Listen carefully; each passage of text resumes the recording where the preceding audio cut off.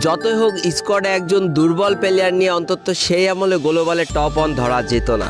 তাই তারা grand master তো ঠিক উঠতে পেরেছিল, কিন্তু গ্লোবালে টপ ধরতে পারেনি। এটা তাদের সবার মনে একটা ক্ষোভ তৈরি করে। তাই তাদের স্কোয়াডে বাইরের যে দুইটা টিমমেট ছিল তারা 2 নম্বর ভাইটিকে বাদ দিয়ে দিতে বলে স্কোয়াড থেকে। 1 নম্বর ভাইটা কেন জানি না ওই দিন 2 নম্বর ভাইটার পক্ষ নিয়ে বলেছিল, না আমি যদি গ্লোবালে উঠি তাহলে এই 2 নম্বর ভাইটাকে নিয়েই উঠবো, তাছাড়া আমি গ্লোবালে যেতে চাই না।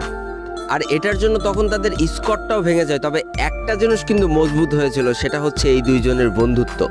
আর এবার তারা চিন্তা করে গ্লোবাল পুশ না, এবার তাদের নতুন কিছু করতে হবে। আর সেদিন থেকেই তারা দুইজন মিলে প্র্যাকটিস করা শুরু করে যে কিভাবে তাদের গেম প্লেটা ইমপ্রুভ করা যায়। কথা আছে না, তুমি যদি একটা কাজে লেগে থাকো তার সফলতা একদিন ঠিকই আসবে। আর যেই কাজটা সম্পূর্ণ হয় টানা 3টা বছর পরে 2022 সালে এসে। এই 3 বছরে তারা ম্যাপ ম্যাচ খেলা তো ঠিকই ভুলে গিয়েছিল, কিন্তু তারা নিজেদেরকে তৈরি করেছিল কাস্টমে একটা বিধ্বংসী প্লেয়ার হিসেবে।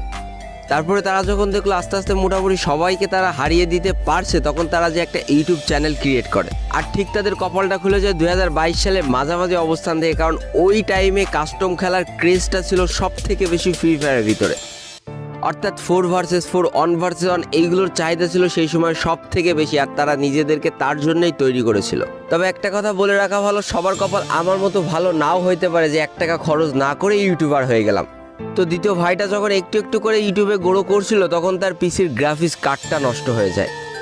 আর ভাই দ্বিতীয় ভাইটার বাসার লোক গেম প্লেটাকে খুব বেশি সাপোর্ট করতো না, তাই নতুন একটা গ্রাফিক্স কার্ড চাওয়ার ক্ষমতা তার ছিল না। তো এখানে তার ফ্রি ফায়ার ক্যারিয়ারটা আস্তে আস্তে শেষ হতে শুরু করে, কারণ তার গ্রাফিক্স কার্ড নেই, পিসিতে প্রচণ্ড পরিমাণ ল্যাগ দিতে শুরু করে। তো আমাদের যে দ্বিতীয় ভাইটা ছিল সে আস্তে আস্তে প্রায় গেম প্লে ছেড়ে দিতেই লাগে, কিন্তু আমাদের প্রথম ভাইটা ঠিক এই সময় তার বন্ধুত্বের আসল পরিচয়টা দেয়। অর্থাৎ তার কাছে কিছু টাকা জমানো ছিল এবং তার সব থেকে শখের একটা ফোন ছিল আইফোন XR, এবং সেটাও সে বিক্রি করে দিয়ে অনেকগুলো টাকা এক জায়গায় করে তার বন্ধুকে একটা গ্রাফিক্স কার্ড কিনে দেয়।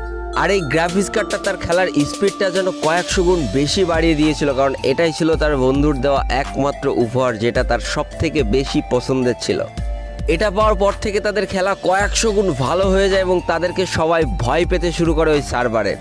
এরপর তারা একের পর এক স্কোয়াডকে হারাতে থাকে। যত ভালো ভালো স্কোয়াড ছিল তাদেরকে 4 ভার্সেস 4, 2 ভার্সেস 2, 1 ভার্সেস 1 পুরো ভেঙে দিতে থাকে, এবং তাদের সমান সমান যত সাবস্ক্রাইবার, অর্থাৎ তাদের প্রায় 1 লাখ সাবস্ক্রাইবার হয়েছিল, তো ওই সাবস্ক্রাইবার যারা ইউটিউবার ছিল তাদেরকে হারাতে শুরু করে।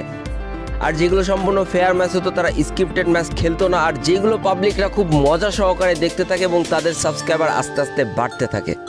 এই করতে করতে তাদের সাবস্ক্রাইবার যখন 8 লাখ পার হয়ে যায় তখন দুই বন্ধুত্বের মাঝখানে একটা বিরাট সমস্যা এসে হাজির হয়। আমাদের প্রথম যে বন্ধুটা ছিল তার একটা বাইক ছিল এবং বাইক নিয়ে সে বিভিন্ন জায়গায় ঘুরতে যেত এবং তারা দুইজন কিন্তু একসাথেই যেত। তবে হঠাৎ করে একদিন প্রথম বন্ধুটা একা একাই বাইক নিয়ে বেরোয় যায়, আর সব থেকে দুর্ভাগ্যজনক ব্যাপার সে সেই দিন অ্যাক্সিডেন্ট করে বসে। আর ওই অ্যাক্সিডেন্টের ফলে সে গুরুতরভাবে আহত হয় এবং তার ডান হাতটা খুব বাজেভাবে ভেঙে যায়। আর এই কারণটার জন্য আমাদের প্রথম ভাইটা গেম প্লে ছেড়ে দেয়, কারণ তার গেম প্লে করার আর কোনো সক্ষমতা ছিল না। আর সে ভিতর থেকে এতটাই ভেঙে পড়ে যে তার গেম আইডিটা অন্য কাউরে দিয়ে দেয়।